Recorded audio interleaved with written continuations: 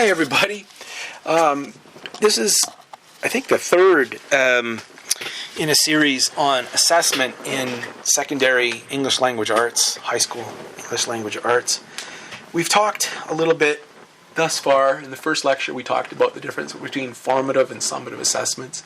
In the second lecture presentation, we talked a little bit about making rubrics, some of the ins and outs of the different kinds of rubrics, how to make a good one, how to make a crap one, how to avoid making a crap one. This third in the series has to do with the value of templates and scaffolding for writing processes, all right? We don't think necessarily of templates and scaffolds as assessment practices, but they are, right? What's a template and what's a scaffold? Well, aren't they just forms of formative assessment? Right? Like they give kids feedback, they give them help on creating and improving their writing, right? So they're formative assessment. So don't be fooled. Don't forget that formative assessment isn't just concerned with assessing end products and then going back and fixing up or improving what students have made. We can also design other tools that help them to write better. Things like basic writing templates, checklists for writing process, other sorts of scaffolding devices for writing. So here's an example of one. I mean, I'm sure that you have cooked things up, or you maybe in the past when you were in high school, your teachers gave you writing templates. I used to give these things out, not to everybody, but to, some kids maybe who I felt would need them or would benefit from them, right? How to write a basic thesis statement, what are the components, how to make a decent premise, a series of premises, what are the components of a different, a legitimate or a, not a legitimate, a basic conclusion, these sorts of things. I mean, this will help students especially who struggle with structure or with organizational skills. This is the bee's knees for them, right? And this will help you not pull your hair out too, because it can be really taxing on you when you get a paper handed in and it's all stream of consciousness and everything's all muddled. If you have them fill this out first, then that's less likely to be the case. And I've showed you this one in an earlier in the series. Maybe this template's better for some students. It's simpler, perhaps more visually appealing, right? You can use this one to help students weigh which of their premises are good and which stink, right? So, again, premise 1, student leaves that in as premise 1 because, with the little tick marks there, obviously there's more support. They have more support for that than, say, premise 2 or premise 3. And premise 4 and 5 really stink because they have far less support for those than either 1, 2, or 3, right? So they can make decisions after they've filled out a visual organizer like this as to which among, 3 or 4 premises are their best ones. And then maybe save number 4 and 5 for another day. Maybe it's another hill for them to die on, but not this one. Okay?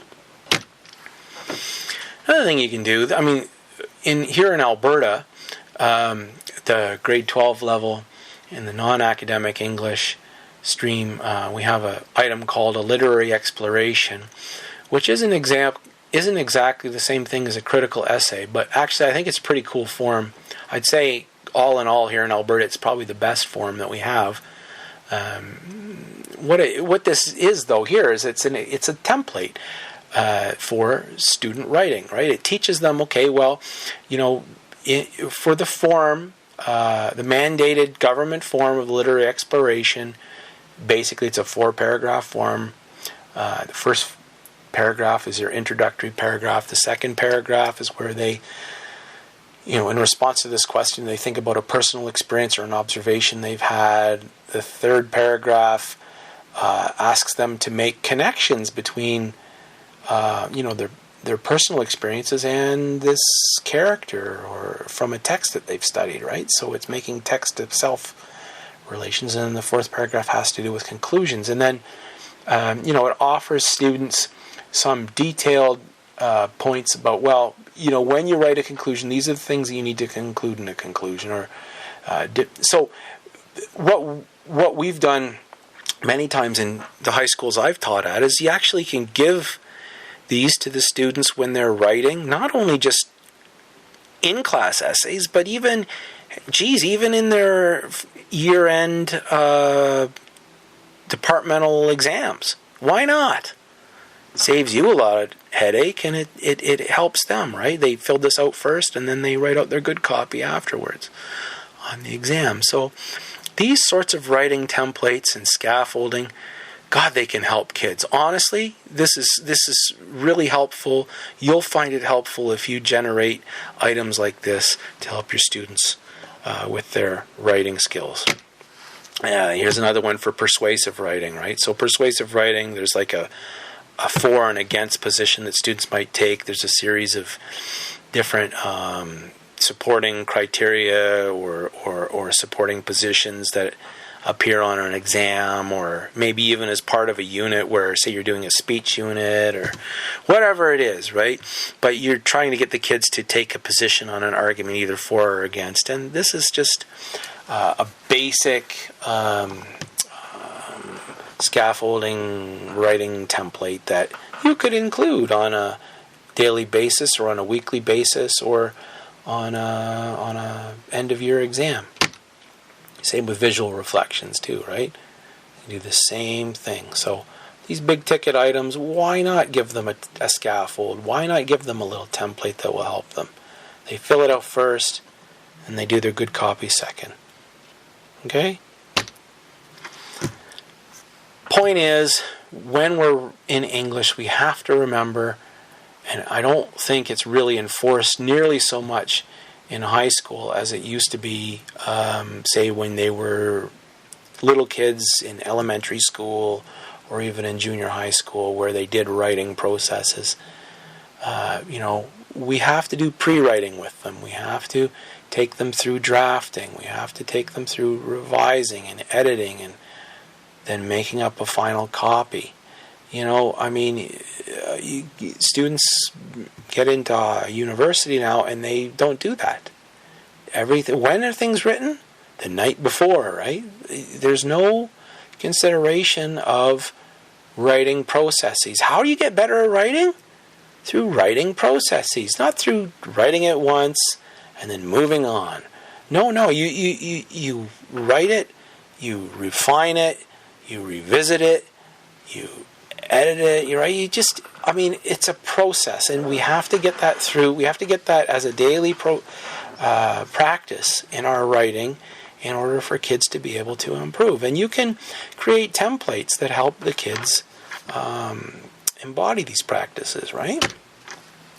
So, lots of kids don't even know the difference between revision and editing, right? Because they've never been taught to think about it. Well, here's a nice little chart taken from Amy Benjamin's work on the differences between revising and editing. And you can even help the kids by giving them information like this. You can create a template. You can create a peer assessment. You can create a self-assessment. You can create various checklists for the students as they maneuver through the revising and editing stages, right? So consider doing this, ladies and gentlemen. Here's another one, right? A scaffolding type assessment. You can devise a formative assessment tool like this one for the steps along the way through the writing process, right? So, here you've got a red light, a yellow light, and a green light system. Are you addressing the task? How are you developing your ideas? Are your ideas well organized? You're getting the kids, in other words, to think about the overall big criteria that appear on the government-mandated exam rubrics, right? But you're asking them to think about how well does their own work stand in situation to each one of those criteria. A nice, simple format here. Right? Or, you've got them, they have to do, say they're in social studies, you've got them doing an issue-based article analysis or a fact-based article analysis. These little idea organizers, visual organizers can be really valuable for students, right? What's the issue? Can you write a summary of this article? Paraphrase it. Can you list at least 2 questions? Can you list at least 5 key words from this article? What's the author's opinion? What's some evidence that it's the author's opinion? What's the relevance of this article today? Why is it important, right? Can you draw some kind of a representation that demonstrates your own knowledge or understanding? Having kids read an article is tough enough on its own, let alone getting them to kind of understand what an article is about. These sorts of things are invaluable for reading comprehension, for researching, for note-taking, that sort of thing. I used to give out what I called rescue packages to my non-academic kids. I didn't do it for my academic kids because really I felt that, if you're in academic English, I don't want to be your bookkeeper. Honestly, you should be able. One of the distinguishing factors should be that you're able, to manage your own affairs a little bit better. That you're able to keep track of what you need to do, what has handed in, what you have handed in, what you have not handed in. But I used to, do weekly or even daily checkups with my students in the -2 or the non-academic stream as a high school teacher, and I found it really good practice, and it wasn't any skin off my back or anything to do that. I'd check off, I'd create checklists for the students. They really appreciated it, and I honestly think it's good practice. It's a nice, helpful scaffolding device for you to try with your students. Because don't forget, lots of times, students in the -2 stream or the non-academic stream, maybe they're not the best attenders in school, maybe they've skipped a bunch of class, maybe they've been suspended for a number of days or whatever, maybe they just don't get things done. And so these are helpful devices for them. Okay? All right, so that's a little bit of information for you about different scaffolding devices that you might use with your students in classes that you'll teach at the secondary level in English language arts. The next presentation, if you're interested, will be concerning presentation rubrics, group rubrics, peer feedback, that sort of thing. All right, thanks for listening.